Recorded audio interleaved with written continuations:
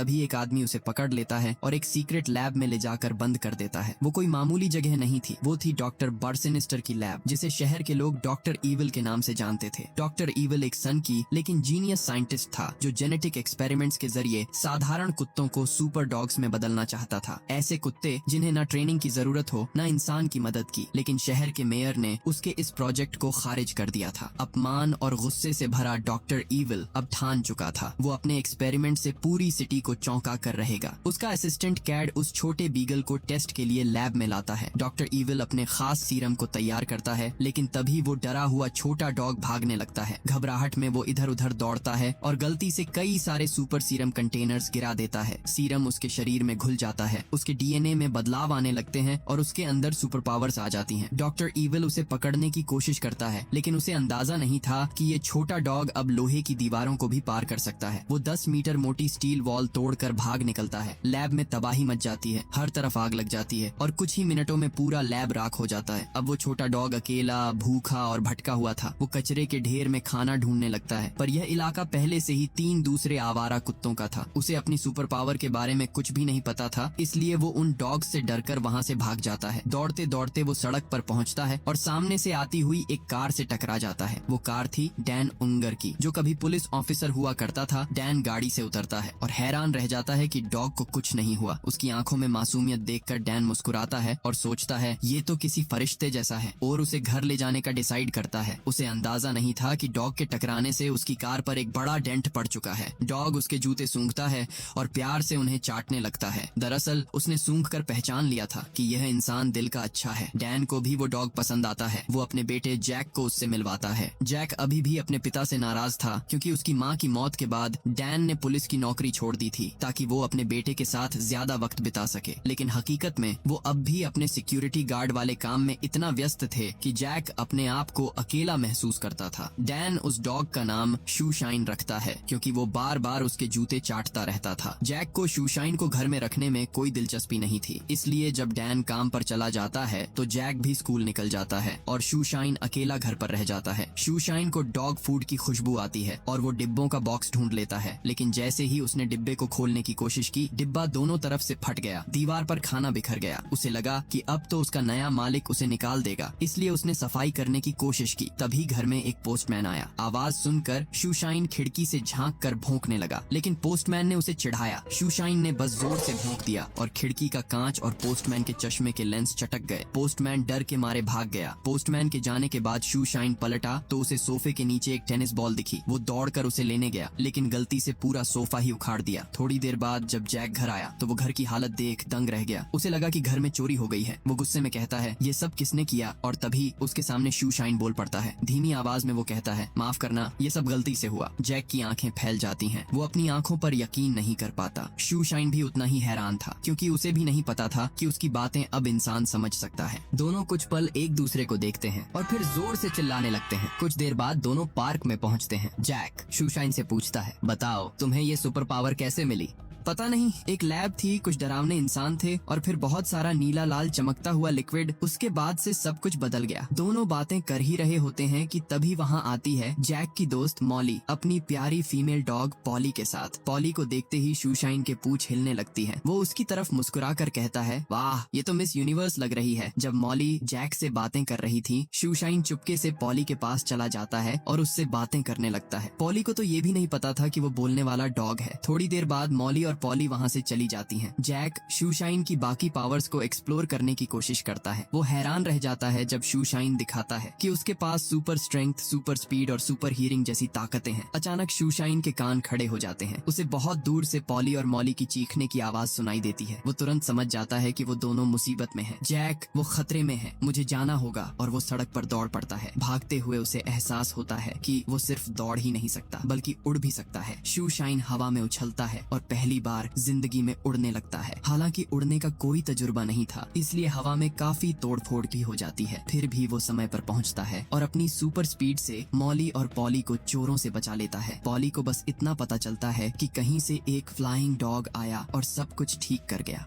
शूशाइन चुपचाप घर लौट आता है। जब जैक स्कूल से लौटता है तो शूशाइन उसे सारी बात बताता है। वो कहता है, मुझसे गलती से कुछ गड़बड़ हो गई, माफ करना, मैंने बहुत तोड़फोड़ की। जैक मुस्कुराकर जवाब देता है, माफी की जरूरत नहीं है शूशाइन, तुमने मॉली और पॉली की जान बचाई है। वो वादा करता है, मैं किसी को तुम्हारे सुपर पावर के बारे में नहीं बताऊंगा। दोनों मिलकर घर की टूटी फूटी चीजें ठीक करते हैं और उनकी दोस्ती और गहरी हो जाती है। तभी दरवाजे पर दस्तक होती है, डॉक्टर ईविल के असिस्टेंट कैड की। वो शूशाइन को ढूंढते हुए आया है। जैक झूठ बोल देता है, मुझे नहीं पता आप किस डॉग की बात कर रहे हैं। कैड को कुछ शक तो होता है, मगर वो बिना कुछ कहे वहाँ से चला जाता है। शाम को जैक के पिता घर लौटते हैं। घर की हालत देखकर गुस्से में आ जाते हैं। जैक को कुछ समझ नहीं आता कि कैसे समझाए कि असल में उसका डॉग अब सुपर डॉग बन चुका है। अब जैक और शूशाइन ज्यादातर समय साथ बिताने लगते हैं। दोनों के बीच एक गहरा रिश्ता बन जाता है। शूशाइन जब घर लौटता है तो जैक उसकी बहादुरी देखकर बेहद खुश होता है। वो कहता है, तुमने बैंक में रॉबरी होने से रोक लिया, तुम अब सिर्फ मेरे डॉग नहीं सिटी के हीरो हो। जैक फैसला करता है कि वो शूशाइन की पहचान दुनिया से छुपा कर रखेगा। इसके लिए वो उसे एक सुपर हीरो कॉस्ट्यूम बनाकर देता है, लाल केप, नीला सूट और छाती पर चमकता हुआ यू का निशान। शूशाइन वो कॉस्ट्यूम पहनते ही आईने में खुद को देखता है और मुस्कुराकर कहता है, अब मैं शूशाइन नहीं, अब मैं हूँ अंडरडॉग। उस दिन से लिटिल डॉग शहर में लोगों की मदद करने लगता है। कहीं किसी का बच्चा गुम हो तो उसे ढूंढता है, कहीं चोर भाग रहे हो तो उन्हें पकड़ता है। धीरे धीरे पूरी सिटी उसे जानने लगती है। हर अखबार में, हर टीवी चैनल पर एक ही नाम था, underdog the flying super hero. लेकिन दूसरी तरफ डॉक्टर ईविल अपने सीरम से एक और सुपर डॉग बनाने की कोशिश कर रहा था। वो चाहता था कि शूशाइन जैसा दूसरा डॉग बनाए, पर उसके सारे एक्सपेरिमेंट नाकाम हो रहे थे। गुस्से में वो अपने असिस्टेंट कैड से कहता है, मुझे उसका डीएनए चाहिए किसी भी कीमत पर। कैड सिर झुकाकर कहता है, जी डॉक्टर। कैड एक चाल चलता है। वो एक बूढ़ी औरत का भेष लेता है और बिल्डिंग से नीचे गिरने का नाटक करता है। एक मासूम बुढ़िया को मुसीबत में देखकर शूशाइन तुरंत वहाँ पहुँचता है। चिंता मत करो, मैं आ गया। वो उड़कर नीचे आता है और उसे पकड़ लेता है, मगर तभी उसे एहसास होता है कि वो बुढ़िया असल में कैड ही है।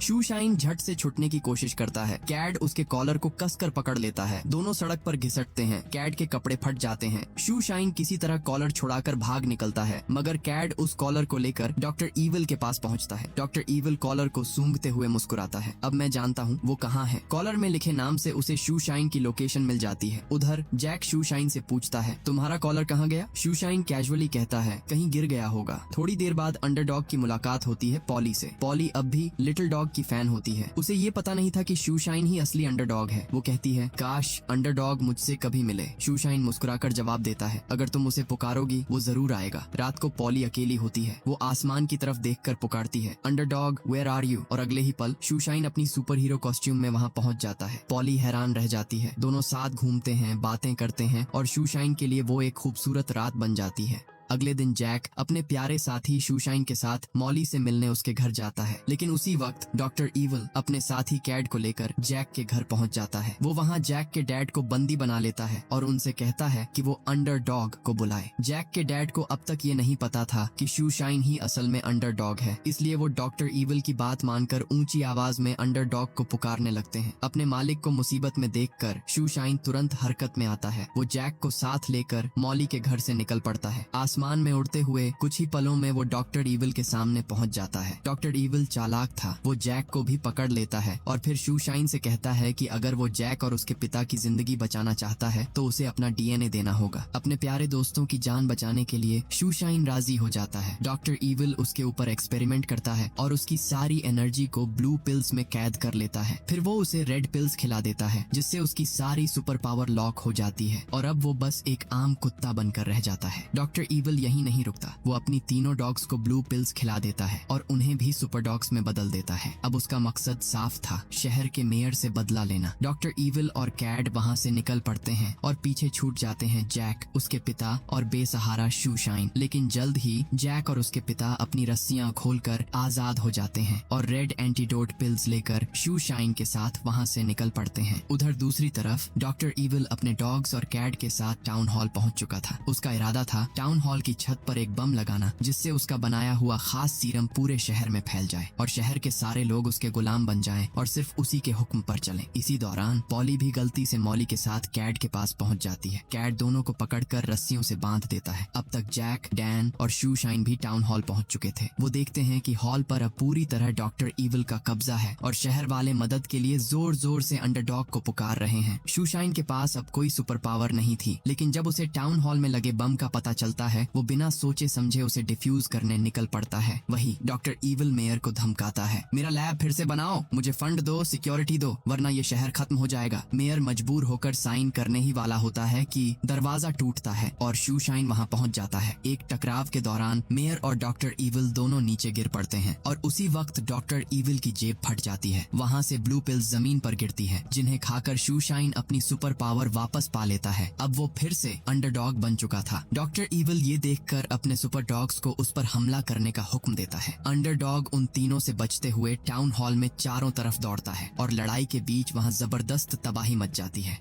डॉक्टर ईविल जब देखता है कि उसके सुपर डॉग्स भी शूशाइन को हरा नहीं पा रहे तो वो खुद ही ब्लू पिल्स खा लेता है। कुछ ही पलों में उसका जिस्म बदलने लगता है। वो पहले से कहीं ज्यादा ताकतवर बन चुका था। अब वो खुद अंडरडॉग को मिटाने के इरादे से उसके सामने आ खड़ा होता है। दोनों के बीच एक खतरनाक और तगड़ी लड़ाई शुरू होती है। आसमान में उड़ते हुए टाउन हॉल की दीवारों से टकराते हुए वो एक दूसरे पर पूरी ताकत से वार करते हैं। डॉक्टर ईविल और उसके सुपर डॉग्स शूशाइन को चारों तरफ से घेर लेते हैं, लेकिन तभी शूशाइन चालाकी से डॉग की तरफ देखता है और कहता है, वो तुम्हारा इस्तेमाल कर रहा है सिर्फ अपने फायदे के लिए। उसकी बात उनके दिल में उतर जाती है। डॉक्टर ईविल के डॉग्स पलटकर उसी पर हमला कर देते हैं। डॉक्टर ईविल ये देखकर गुस्से में आ जाता है। वो टाउन हॉल के ऊपर लगाए गए बम को एक्टिवेट कर देता है। अब सिर्फ 2 मिनट बाकी थे। अगर बम फटता तो उसके खास सीरम का असर पूरे शहर में फैल जाता और सिटी के सारे लोग डॉक्टर ईविल के गुलाम बन जाते। वक्त बहुत कम था। शूशाइन फौरन टाउन हॉल से बाहर निकलता है, जैक के पास पहुंचता है और कहता है, मुझे मेरा अंडरडॉग कॉस्ट्यूम दो। जैक बिना देर किए सूट देता है। अंडरडॉग उसे पहनता है और बिजली की रफ्तार से मॉली और पॉली को बचाने निकल पड़ता है। वो टाउन हॉल की ऊपरी मंजिल पर पहुंचकर उनकी रस्सियां खोलता है और दोनों को आजाद कर देता है। फिर मॉली को सीरम देकर कहता है, इसे नीचे पुलिस ऑफिसर्स को दे दो, शहर का भाग्य अब तुम्हारे हाथ में है। उधर टाउन हॉल में मेयर जैक के डैड को प्रमोट करके फिर से पुलिस ऑफिसर बना देता है। वो तुरंत हॉल के अंदर पहुंचते हैं और डॉक्टर ईविल को एंटीडोट देते हैं। डॉक्टर ईविल की सारी ताकत गायब हो जाती है। वो फिर से एक आम इंसान बन जाता है। मेयर राहत की सांस लेता है। लोग खुशियों से झूम उठते हैं, लेकिन खतरा अभी टला नहीं था। बम अब भी टिक टिक कर रहा था। अंडरडॉग तेजी से भागता है, टाउन हॉल के पास बने गार्डन में पहुंचता है और जमीन में गहरा गड्ढा खोदकर बम को उसके अंदर रख देता है। वो जैसे ही बाहर आता है, तेज धमाका होता है। ब्लास्ट की ताकत से वो हवा में उछलता है और आसमान में दूर तक चला जाता है। फिर जमीन पर गिरते ही एक बड़ा गड्ढा बन जाता है। हर तरफ सन्नाटा छा जाता है। लोग हैरान हैं। जैक और बाकी सबकी आंखों में आंसू हैं। उन्हें लगता है अंडरडॉग अब नहीं रहा, लेकिन अगले ही पल हल्की सी हलचल होती है और शूशाइन अपनी आंखें खोल देता है। लोगों की खुशी का ठिकाना नहीं रहता। पूरा